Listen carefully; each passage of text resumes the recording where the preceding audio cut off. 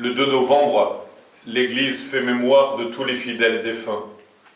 Elle veut porter dans sa prière et dans sa compassion tous ceux qui sont morts et dont on sait qu'il était difficile pour eux d'entrer pleinement dans l'invitation du Seigneur.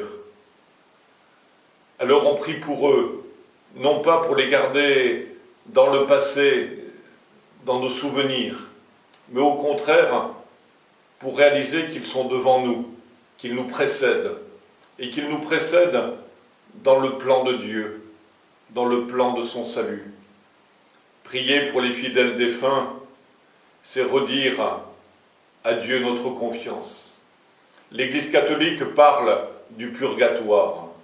Le purgatoire, c'est un acte de foi qui nous redit que chaque rencontre du Seigneur, chaque rencontre du Christ nous purifie, nous transforme. C'est l'amour qui a le dernier mot. La mort ne peut pas signer notre existence. Nous sommes signés du signe de la croix, au nom du Père, du Fils et du Saint-Esprit.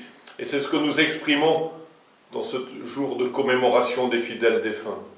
Nous savons que beaucoup voient la lumière, mais ils n'arrivent pas à faire le pas. Ils ont besoin d'être encouragés, de savoir que le Seigneur est là, non pas pour les juger ni les condamner, mais pour les sauver. L'Église croit à la force de la prière, des vivants et des morts. Au lendemain de la Toussaint, c'est comme si tous ces frères de lumière que nous avons célébrés dans cette belle journée étaient là pour faire signe à tous ceux qui n'arrivent pas à faire le pas. Cette journée de commémoration des fidèles défunts est un acte de foi, un acte d'espérance et un acte de charité. Nous sommes tous, les uns et les autres, liés par une communauté de destin. Mais ce destin a été changé. Notre histoire a été transformée par la mort et la résurrection de Jésus, par son incarnation. Nous avons maintenant tous un destin d'amour, un destin de salut, un destin de communion. Cette journée de commémoration des fidèles défunts, nous le vivons particulièrement avec la Vierge Marie, Notre-Dame de la Pietà, Notre-Dame du Samedi Saint, qui tenait sur ses genoux le corps de son Fils descendu de la croix.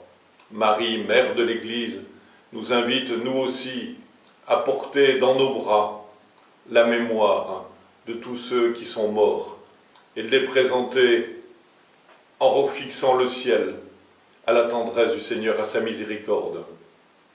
Oui, c'est lui le grand vainqueur. Il est vaincu l'accusateur de nos frères, celui qui les accusait jour et nuit devant sa face. Voici qu'avec la Vierge Marie, avec l'Esprit Saint, nous croyons que nous avons un avocat de la défense, l'Esprit Saint, et qui, pour tous nos défunts comme nous-mêmes, nous invite à faire le pas vers la lumière. Prenons le temps du recueillement, allons dans les cimetières, prenons le temps d'allumer un cierge en mémoire de nos défunts. C'est un acte d'espérance, un acte de foi, un acte de charité.